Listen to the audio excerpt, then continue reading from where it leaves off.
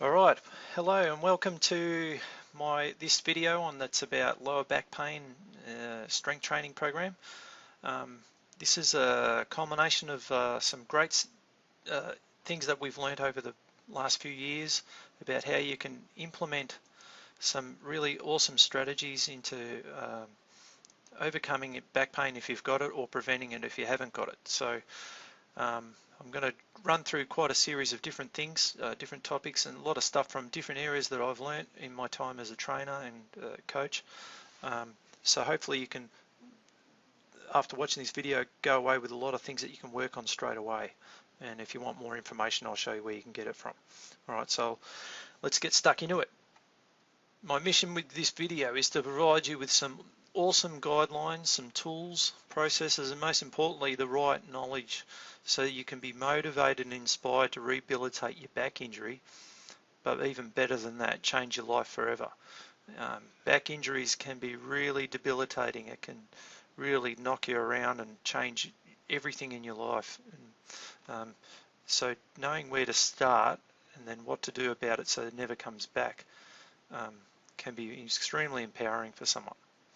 Alright, so who am I and why should you listen to me? So basically, my name's Nick Jack and I work with No Regrets Personal Training. I'm the owner of a personal training studio in Melbourne, Victoria, and with my wife, which is pictured in the photos here, and you can see down here, with Melissa and Paul Check, who would be our mentor, I suppose you could say, or a person we follow closely with all of his teachings and lessons. So a lot of the stuff you'll see here are things that we've learned in combination from him and in combination with other people.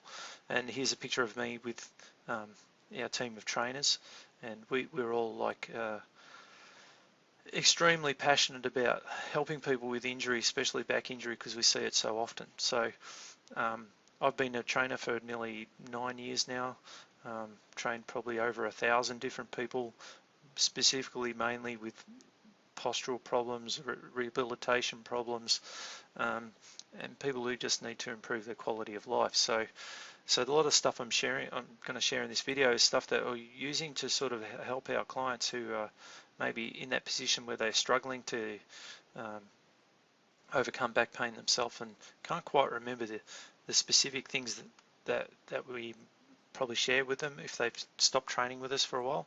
So hence that's why we wanted to create this video, so that you can have a lot of things you can implement on your own, which a lot of them, to be honest, have to be implemented on your own.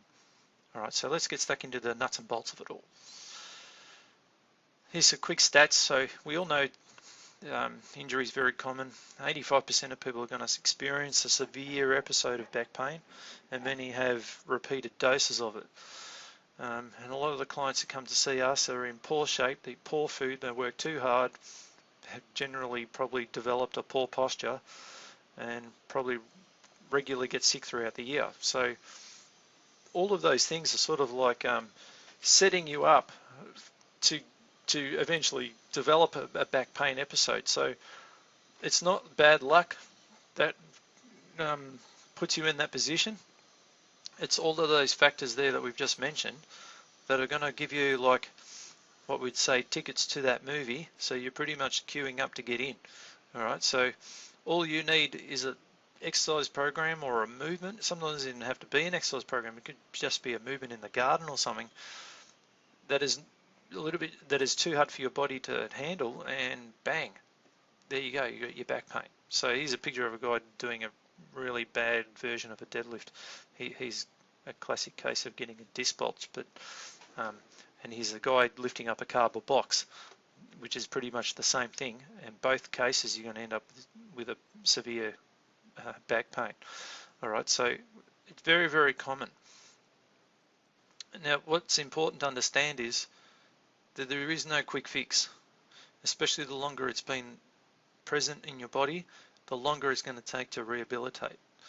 And the most effective one is the one that focuses on where your weaknesses are, which may not necessarily, your weakness may be your lack of flexibility, so it doesn't necessarily mean you're weak as in not strong. It might be what your particular weakness is. So it might mean that your lack of flexibility training is the cause of the reason that that your body's developed this joint problem as such. Everything has to sort of evolve to a point where you can make the movements that you're struggling with become automatically improved to um, a point where there's no pain and you move freely without moving like a robot. And like we said at the start, the longer it's been there, the longer it's going to take to improve it. So if you're sort of prepared to be disciplined to um, put in place the other things I'm going to show you today, and understand that you don't just do them and then you stop and everything's fine. There's a lot of these things you've got to continue forever. All right. The more you sort of put in at the start, the less sort of time you'll need to devote to doing them ongoing, because it won't actually feel like you're doing anything that's unusual. It's just how you live. All right. So so lifestyle factors are a huge part in creating the injury as such, and causing it. All right, so don't look for the quick fix. Look for the cause. So in today's modern world, we're all sort of educated to treat our symptoms. So you get a cold and you need a drug, or you need something to get rid of it, to fix it. And so when someone gets injured, it's like, what are you going to give me to fix me? I need to see this physio. He's going to fix me, or his chiro is going to crack it back. That's sort of like a really um, bad plan, because as I've sort of mentioned here, it's often we're ignorant to the factors that caused us to get that problem in the first place. So really, to effectively rehabilitate yourself, you must be sort of trying to find out, where did all this come from? A bit like trying to fix a pipe. You've got to find where the leak is in the pipe to try and eradicate it. So if you sort of like doing that and thinking, okay, how did this evolve? Then you're going to have a really good chance of it never coming back to haunt you again. So before I move on to that, some of the books that I would highly recommend you to read, which is where I got a lot of this information from, plus a few other courses and articles and things like that. But if you've got like even just one or two of these, Sitting on the Job's an excellent one to read, very easy to read. These two here, by Stuart McGill, are a little bit more complex, but he does give you some great research and insights, as does the Yanda book. And Paul Chek's book here, Eat, Move, Be Healthy. If you bought only one of these books, I would highly recommend this one over them all. It just pretty much covers everything we're going to talk about here, but in a lot greater detail. So when you're looking for your cause of your pain, you really want to try and find out where things are sort of coming from. And usually one of the first causes will be what we call using Paul Chek's success formula, and most of them will come from lack of flexibility, but not always. So over my years of working as a trainer, and I came across this Chek method, and I learnt and understood this success formula. It changed everything with the way that I was doing things, even for myself.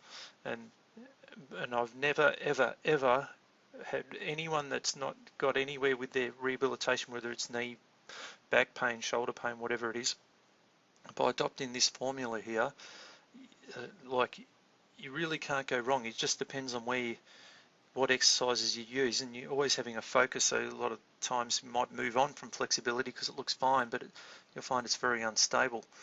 Where most exercise programs, especially with personal trainers, it pretty much goes straight to strength. They sort of skip the first two stages, or they might do one or two stretches, but it's not a high focus. I've sort of found by using this formula, it made a huge difference in getting to where, on top of it, like effectively long term, that's probably the key. Like, because a lot of people get rid of the pain quickly, but it comes back and it's usually worse the next time. It can be really demoralizing when it sets you back like that. So I'm going to refer to this quite a lot throughout this video, and you'll be able to implement some changes really quickly. All right, so in addition to that, the other thing that you want to try and devise is having a method of isolating weak muscles to then eventually integrate them. So here's two examples of here's a picture of me isolating my glute muscle on my right leg there, and here's a picture of Rosie, one of our trainers, who's integrating, which is an exercise where quads, hamstrings, calf, all your abdominal muscles, even the shoulders, because the barbell's on your back. But the primary objective is to fatigue the glute, so that both of these are glute exercises. Just Rossie's one is a much more natural one, which is one you would use more into day-to-day living, as opposed to this one, which the only time you would ever do something like that is when you're actually doing this exercise. All right, so our goal is to use the success formula and applying isolation and then integration, especially when we're in the strength phase. All right, so once we sort of move past these two and we're in the strength phase, really needing to use a method of like finding where the weak ones are with the eventual goal of integrating them. All right, so here's the basic process that we would follow, which would be number one up the top, determine the type of pain, work out if it's a high or low risk, identify the cause, create a plan for that, look at your nutrition and stress needs for that matter, sleep as well, flexibility, stabilizing, so your abdominal, have a look at your lower back endurance. There's a little test we use for that. Isolate glute strength with the end goal of integrating into full body movements, and then you're pretty much your home and host. All right, so that would be from going from the top all the way around, how we would pretty much go about it. So let's go through these one by one. All right, so there's our pretty much what I've gone over there. So I've listed it out so it's easier for you to see. So first thing is, what type of pain is it? Now, there's many different types of back pain. So like this video could go for 5 hours. So basically, like I learned in a course called Rehab Trainer, you can look that up, www.rehabtrainer.com. If you can pretty much like, not all back pain, but you can break them into two sort of types where you're either going to find pain in flexing, so you can see the girl on the right here with the red top, her back's arching over. This is what we call flexion-related low back pain. That's what FRLBP means. And on the flip side of that is extension-related low back pain. Most cases, it's either one or the other. Things like sciatica pain and also a couple of other different ones. I can't think of the name from the top of my head. Will come to me in a minute, but they're sort of a different case again. But usually it'll be one or the other, and it's really sort of it's a postural fault. So you see the fork in the road here. Either you're going to go that way or you're going to go that way. And pretty much they're the complete opposite. So the exercises and the stretches that usually help the extension-related back pain are the same ones that create the problems on this side, and vice versa. So really knowing which position that you can put yourself into to give you back relief is really sort of giving you a great idea as to which way to go with your programming, which stretches to use and which exercises to use. Because if it's giving you relief, it means it's putting you in where you should be. So you need to design a program really around that. So it's sort of in a funny way, it takes all the science right out of it and breaks it right down into basically just listening to your body. So it's very, very effective, because how can anyone argue with you that if that's making you feel better, how can you say that it's not the right thing to do? All right, so let's sort of break it down and so it makes more sense to you. So extension-related low back pain means commonly, understand this is not always the case, all right? This is just the common things that we find. Usually they'll have very, very tight hips and back extensors. More common in females, and the pain is caused by arching their back too much or compressing their spine. Usually they'll find exercise for the abdominals, especially the lower abdominals, just below the belly button, and things like lunges where you have to tilt your pelvis under are really hard to do. On the flip side of that, the flexion-related low back pain is the person who is the candidate for a disc bulge. They usually find it very hard to extend their back. So all the things that the extension person finds they're doing too often, these people can't do at all. Things that are hard for them to do are picking things up off the ground. So in the gym case, it'd be like deadlifts and bent over rows. And sitting too much, for both cases, is the cause. But in the flexion one, slouching and rounding your back out is often the biggest cause here. All right, so So that sort of gives you an idea like how they're the complete opposite to each other, like a yin and yang in a way. So whatever that causes the problem here is what these guys need to do, and vice versa. All right, so now before you can just move on and start doing exercises and stretches, you really want to try and like work out, should you be mucking around with it, or should you be seeing someone who's of, because it might be a little bit more complex. Like I said, it might be like that sciatic pain or some sort of nerve root problem or impingement or something that's much more severe, which is way beyond the scope of this video. All right, so here's I've got these questions from the rehab trainer course that I did, and there was a series of assessments. But basically, if you were to answer really more than 2 correct answers in this, I've sort of put 4 if you've got 4, but if you have probably 2, you probably should be going to see one of these guys, a physio, chiropractor, or osteopath, or a sports medicine doctor, because this is really sort of saying to you that you've got something that's quite more nerve-based going on in your body. All right. If you've got like not much pain, but it comes and goes, and it's just a niggling, and or you only feel it when you move certain ways, you pretty much could say you're a low-risk candidate. All right. But anytime you've got pins and needles, or strong pain that never goes away, or pain from coughing and breathing, they're like symptoms of disc bulge or nerve root problems. All right. So you would want to get some more assistance with that. All right. So if you're the low risk, we can move on. All right, so now we also know whether you're extension related or flexion related. So now we need to design exercises and stretches to permanently hold you in your relief position, because this is the position you need to be in all the time to move without pain. So we need to look for the cause. So we sort of touched on it before. Usually the cause will be something from repetitive movement, so sitting in the same chair, or a chair that's set up at the wrong height. So ergonomics is key. So hence sitting on the job book that I showed you before is an excellent one to show you how to get your computer and that set up correctly. Posture, previous injuries also can be a real big factor here. So, if ankle problems can really create like limps. I had an older client for quite a while. He had severe back problem, and it was caused from the way he was limping, and he'd had the limp for a long time and was running on it, believe it or not, which was throwing his spine out all the time. So hence we stopped the running, tried to work on a few things with his walking, his gait. Funnily enough, his back pain started to improve. All right, so finding out what the cause is going to be very effective in keeping it in track. So here we go, sitting on the job. All right, so really this is the crucial if you want to find out. This gives you a lot of great tips, very easy to read.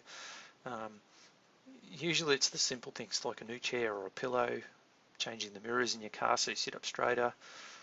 Don't watch TV for too long. Don't cross your legs. It's a classic one for sciatica. Putting a wallet in your pocket, all that sort of thing. Stand evenly, not like standing, your weight on the same side all the time. In this book, Scott Dunkley, the author, he gives you Scott Duncan, I should say, gives you a lot of great pictures and explanations on how you can prevent many of these. All right, so I highly recommend get it from Amazon. It's not that expensive, and you can, it'll give you a lot of good, even how to sleep, and that gives you a lot of good tips. All right, so now you've got a plan to eradicate the cause. All right, so you've worked out what the cause is.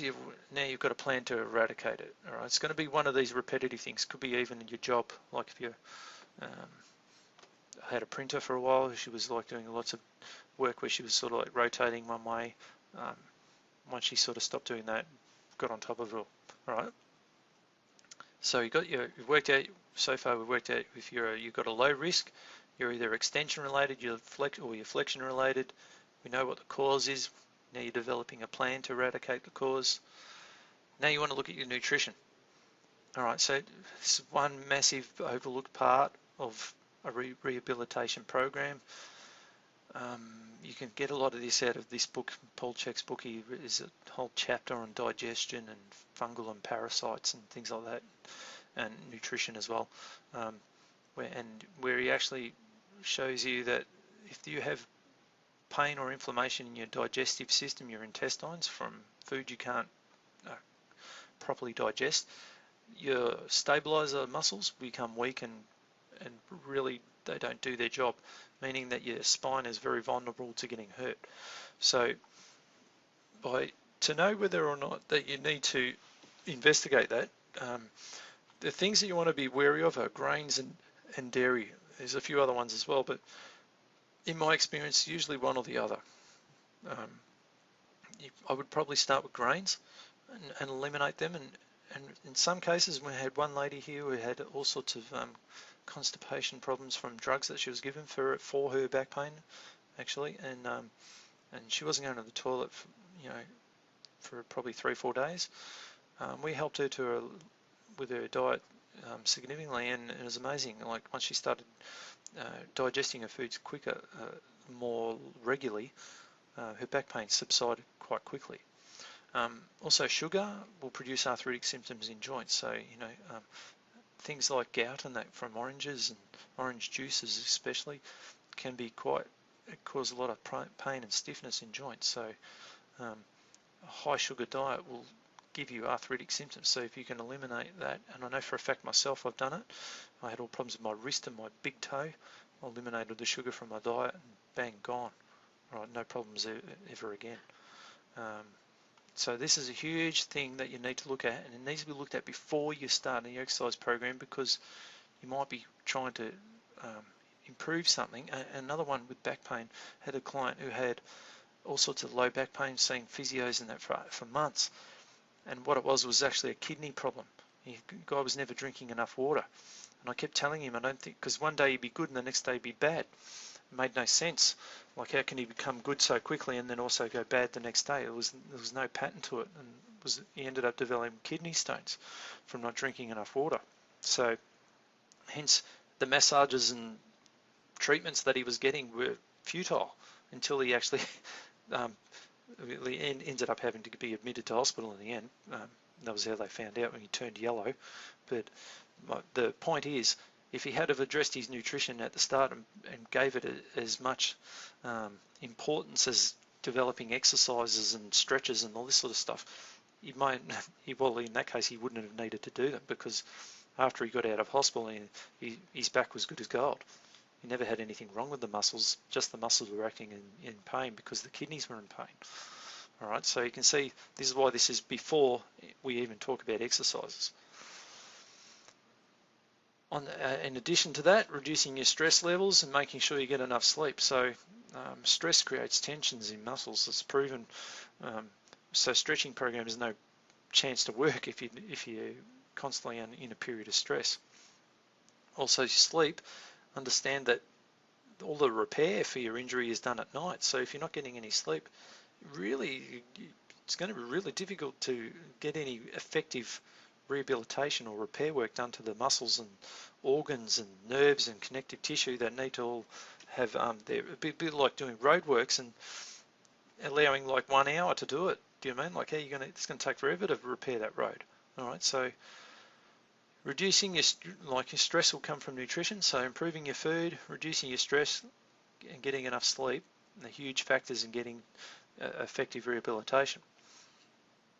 All right, so now we're moving into our success formula, where we've got to try and work on flexibility first. All right, so we want to loosen what's tight. So use a series of stretches from head to toe. We have you can get from Paul Chek's Eat, Move, Be Healthy book. He has a whole heap of stretch tests in there that you can use to work out what's tight. And basically, once you've run through a whole series of stretches from head to toe, work out what are the key ones that will give you the biggest bang for you, but ones that you find really hard to do. And once you've worked out what they are, make sure you do them every day. So typical stretches for the extension-related low back pain person, are TFL muscles and ITB, which are around the hips, and adductors. These are the common ones we find because they're sort of tilting their pelvis too much forward, which puts their back into too much extension. And the key stretches we find for the flexion-related people are using the Mackenzie stretch, which is if you had a disc bulge, you would know exactly what that is. That's lying on your stomach and pushing your chest up off the ground. Abdominal stretches, hamstring stretches, and glute stretches.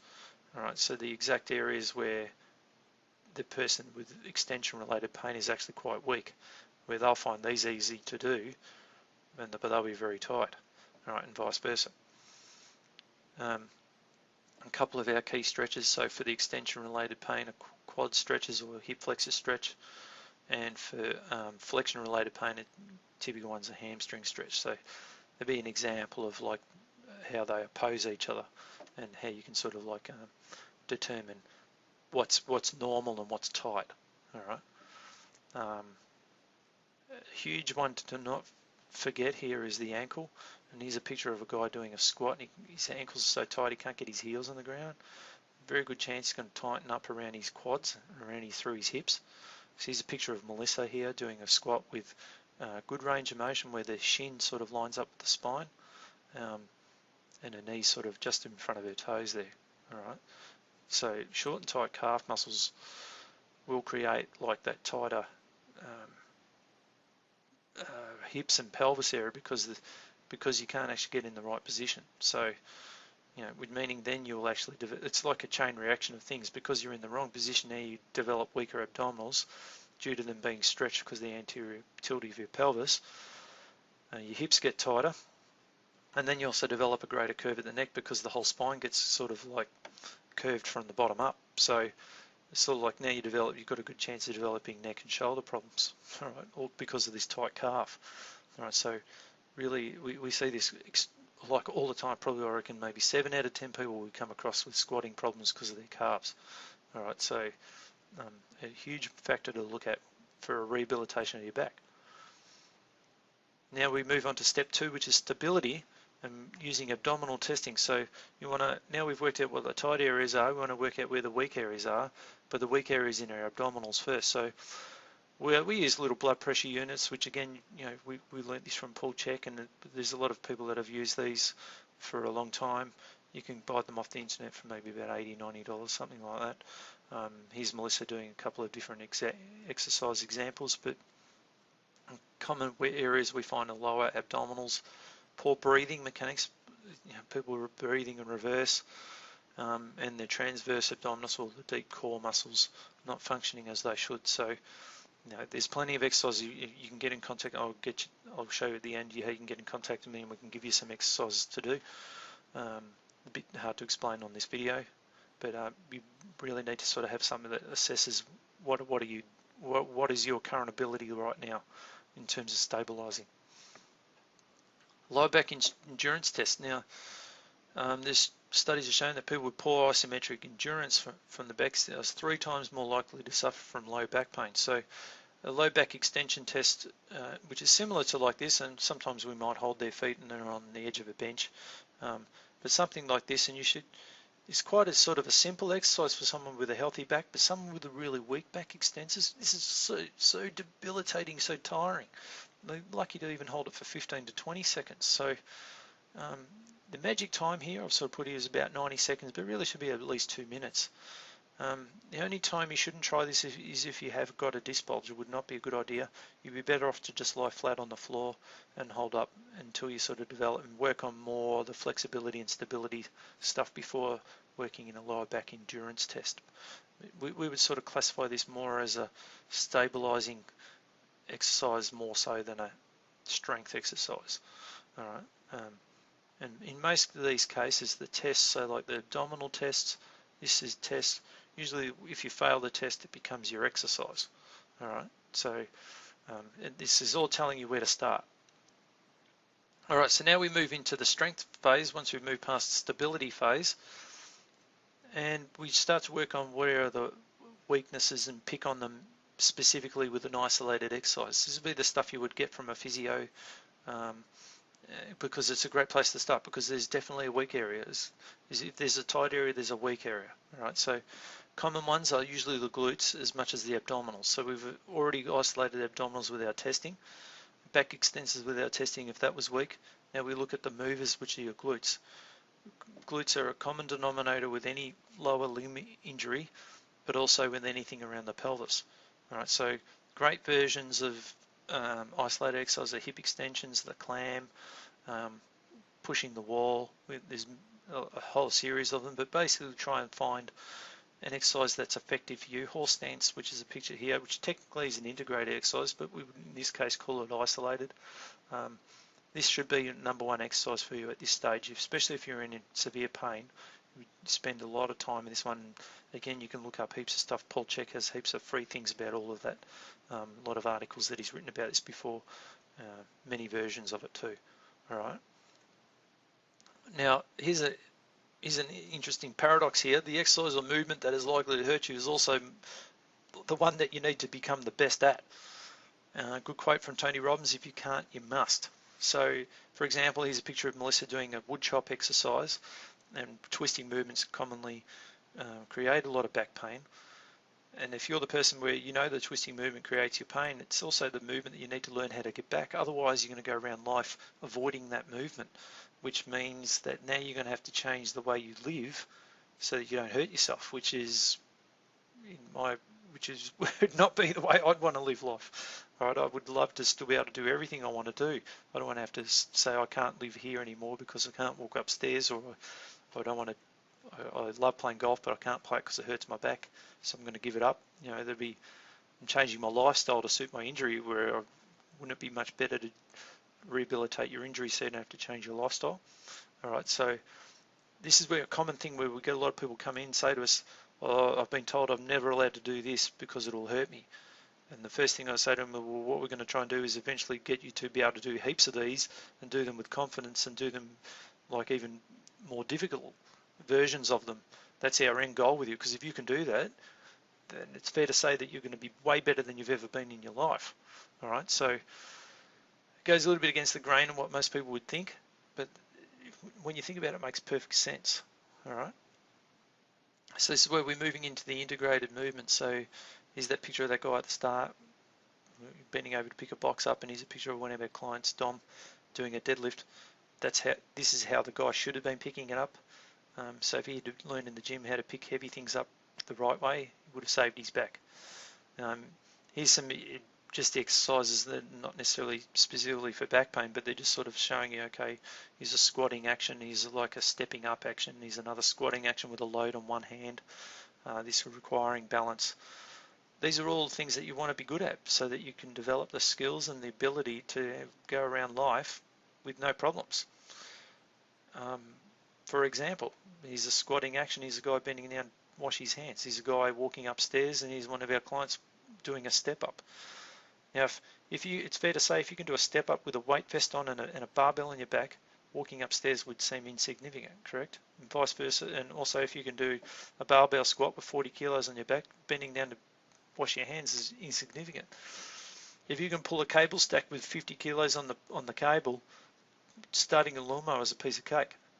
All right, so do you see what I mean? Like this is the definition of functional training. Bodybuilding training doesn't really help you at all, because you can develop big muscles that look good, but you might move like a robot or really move in wrong timing. And again, even though you're strong, lying on your back, once you stand up or you bend over to do things go perfectly pear-shaped. All right, so developing exercises that have gone from an isolated fashion, like with the clams and all that sort of stuff, moving into the more integrated, how you're going to move is your end goal of your program, to say, yeah, I'm fully recovered and rehabilitated. Now, to get you, we have series of, if you're not already subscribed to our YouTube channel, you need to do that, because I've already put on before how to like evaluate a squat technique, a lunge technique, and a deadlift technique. These are the three ones that are besides twisting for wood chop, these are the three that are the most likely that are done poorly because the legs aren't strong enough or the incorrect timing. This video here is the VMO, which is really good for glute strength and activation, and how to work stabilizers and go from isolation to integrated exercises. So copy and paste these into your browsers and have a look at them now, or subscribe to our channel and you can go and look them up. All right, and that'll help you to and I'll show you in more depth than this video the exact exercises you should be doing. So in summary, basically you will either be extension related pain or flexion related pain. So if you're extension related, your abdominal exercise, your rotation exercise, your lunges, all glute hamstrings exercises are going to be good for you. The squat is going to be your caution exercise, as it most likely will bring on the pain and the symptoms really quickly. However, it's also the same one you must learn in order to prevent the pain from coming back and to live the life without any problems. All right. So learning how to squat correctly if you're this person is crucial. If you're the flexion related pain, back extension, squats, and usually heaps of stretching is recommended. Mackenzie stretch is a high priority. The deadlift is your caution exercise, all right, as this will be a disaster if it's done wrongly. But it's also like the other guys, it's the same one you need to learn how to do the best, all right. So that sort of breaks it down in very basic terms. But really, if you just listen to your body, whatever it feels best at doing, trying to develop exercises that keep you in that position, all right. Now, if you'd like a program from me to get a handle of all this, you can send me an email. I do have online training program, which is called PT Enhance, where we have pictures, videos, detailed assessment procedures, all that sort of stuff. So we can do a lot of stuff. So anywhere in the world, we can really contact you. But you can go to the link at the bottom there, and you can have a look at. There's a bit of detail about what that's like. This is designed by the Czech Institute, so all the Czech guys around the world are using this. It's a fantastic software program that enables us to really what I've gone over in this video in more depth, and you'll be able to see. And there's some just pictures of some of the questionnaires that we use. If you live locally, if you live anywhere around where I am, I'm in Mitcham, Victoria, you can come in and have a free consultation with us, and we can discuss your goals and work out what packages and programs we can sort of put together for you to get you on the way.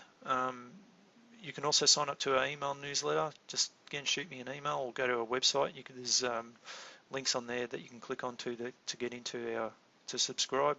Subscribe to our Facebook channel, like us on Facebook. We've got all stuff about all this thing all the time if you haven't seen us before. And you can go, check out our articles in our blog as well. Other great resources and references, there's heaps of articles by Paul Check I'd highly recommend. And these are some of the ones. If you're a personal trainer watching this, rehab trainer course you should be doing. And anything from Dr. McCullough's website's excellent on nutrition, sleep, exercise, everything. He provides mountains of articles, and I would highly recommend subscribing to his site. All right.